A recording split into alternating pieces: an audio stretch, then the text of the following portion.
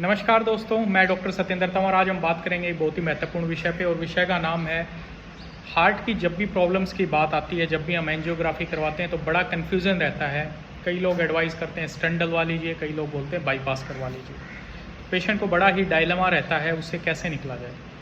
तो बेसिक सा फंडा है, अगर हमारे हार्ट के अंदर 3 नसें होती हैं मेन, यूजुअली 2 होती हैं, दूसरी जो है वो 2 में डिवाइड होती है, तो इसलिए हम बोलते हैं 3। Right coronary artery, left coronary artery. Left coronary 2 में डिवाइड होती है, लेफ्ट सर्कमफ्लेक्स और लेफ्ट एंटीरियर डिसेंडिंग। जब बात आती है इन तीनों में ब्लॉकेज है तो तीनों में स्टेंट डालना डिफिकल्ट होता है, तो इसलिए बाईपास के लिए जाना चाहिए। दूसरी चीज़, जो लेफ्ट वाली मेन जो है, अगर उसमें ब्लॉकेज है तो बाईपास का ऑप्शन अच्छा रहता है। तीसरी चीज़, अगर पेशेंट डायबिटिक है और जो अनाटमिकल स्ट्रक्चर्स हैं, टॉर्चुअस हैं, आर्टरी ज़्यादा टेढ़ी मेढ़ी हैं, तो उस कंडीशंस में भी बाईपास के लिए जाना अति आवश्यक होता है। हर प्रोसीजर के अपने फ़ायदे और नुकसान होते हैं। पीटीसी ये जो होता है, जिसको हम स्टंट बोलते हैं, वो आसानी से डाल दिया जाता है।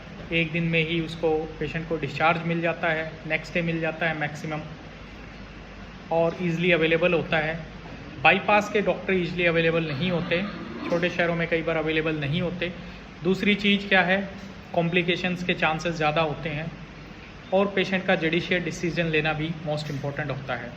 तो एंजियोग्राफी करवाने के बाद ब्लड वेजल्स में दिक्कत है, तो इन दोनों ऑप्शंस को चूज़ करते वक्त इन चीज़ों को ध्यान में ज़रूर रखें और अपने आप को स्वस्थ रखें। और बीमारी ना आए इसलिए अपने वेट को मेंटेन रखें, ड्रिंक स्मोक ना करें, फास्ट फूड जंक फूड ना खाएं, और हेल्दी खाना खाएं और एक्सरसाइज करें। Thank you very much. Keep connected for health updates. Thank you.